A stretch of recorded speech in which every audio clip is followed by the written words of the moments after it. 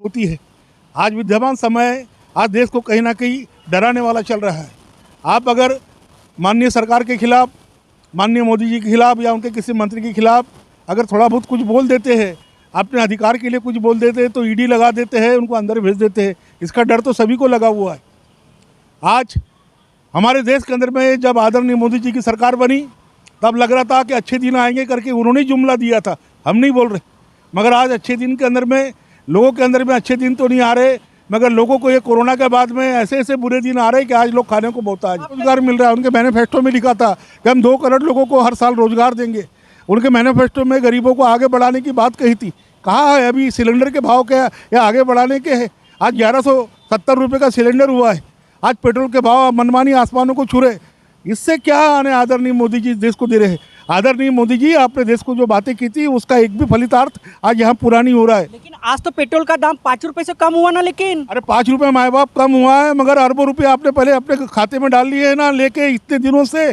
जब से आपने बढ़ाए, मेरा ही नहीं पूरे भारत के लोगों ने मनमानी दाम पेट्रोल को देकर लाखों रुपए, करोड़ों रुपए, अरबों रुपए आपके खाते में जमा कर दिए ना। और 5 रुपये घटाने की बात आप करते हो। या 5 रुपये घटाने से क्या गरीबी घटती है? 5 रुपये घटाने से क्या समाज विकास कहीं डावाडोल होता है? अरे आप कुछ भी करते हो, पहले आप इतना बढ़ा देते हो, इतना बढ़ा देते हो, और बाद में आज चुटकी भर नमक हमने और कम कर दिए करके बता दे, तो इससे कोई कितना कम करना चाहिए था पेट्रोल का? पूर्ववत करना चाहिए था जैसा था कांग्रेस के राज में। कितना करना था? अरे 70 रुपये करना था।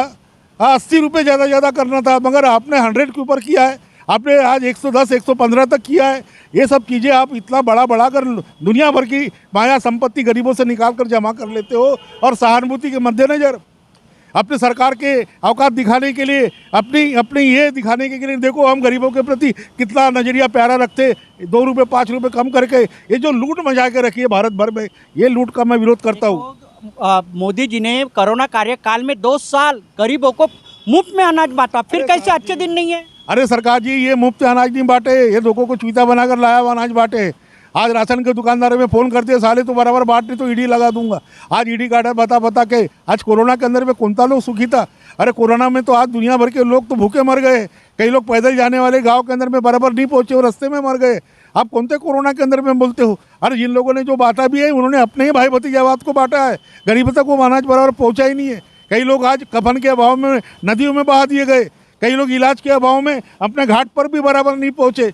अरे क्या उनको आप बराबर सहायता की बोलते? आदरणीय मोदी जी, आप लोगों के राज में जिन आंगनवाड़ी वाली भाई लोगों ने अगर कुछ लोगों के लिए दौड़ भाग करके लोगों को बचाने का जो काम किया है, उनको मदद करने का जो भी सहानुभूति से काम किया है, उनको तो ढेला भी आपने नहीं दिया है। और आप बोलते हो कि हमने घर घर में अनाज पहुँचाया। अरे घर घर में अनाज नहीं पहुँचाया, घर घर में आपने मौतें पहुँचाई है। ये नहीं है।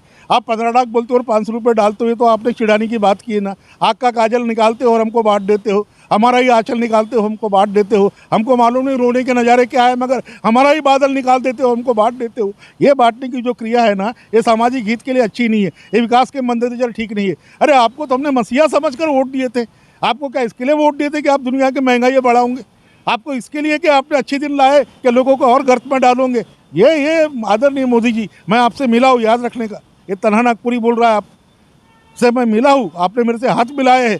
और मैंने तब भी कहा था कि आदरणीय जी, आपके राज में कह रहे कि गरीबों का, जनमानस का जो आपको चाहती है उनका कल्याण होगा। मगर नहीं, बाला साहब ठाकरे के गोद में आप एक ज़माने में ऑटो चलाते थे। मैं नहीं बोलता, सारा समाज और सारे लोग आपको कार्यकर्ता बोलते हैं। हाँ, एकनाथ शिंदे जी, मैं आपको विधान भवन में भी मिला हूँ, तब आपके बारे में एक जो गर्व था कि नहीं भी ये सामाजिक चिंतन को लेके, सामाजिक समरसता को लेकर, बाला साहब ठाकरे के शिवसेना को लेके जो हल अपने कंधे पे रखा है वो लेके चलेंगे। मगर कुछ अवसरवादी ताकतों ने आपको कहीं ना कहीं आपके दिमाग को, आपके कॉन्सेंस को डिस्टर्ब किया है। अब आप भाजपा के गोद में जाके बैठे। अरे कभी जब आपको जाके ही बैठना था तो फिर पवार साहब के आघाड़ी में काहे को बैठे?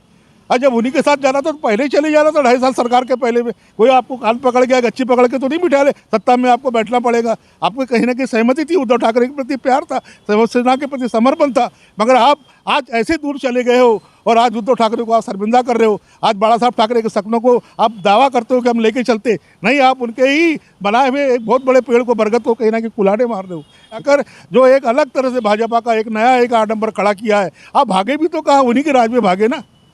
आज सूरत भागे, बीजेपी का राज है। आप गुवाहाटी भागे, उन्हीं का राज है। आप गोवा में गए, अपने क्या बोलते सारे लोगों को लेके, उन्हीं का राज है। अरे जब उन्हीं के राज में आपको जाना था तो 2.5 साल पहले जाना था ना। हाँ, उद्धव जी को काय को गुमराह करना था? आज सारे शिवसैनिकों का मनोबल क्यों नहीं खच्ची करना था? ये सब बातें एक नाथ जी आपने जिसके साथ में जिस छाली में खाया उस नमक के साथ में कहीं ना कहीं आप बराबर न्याय नहीं कर पा रहे हो।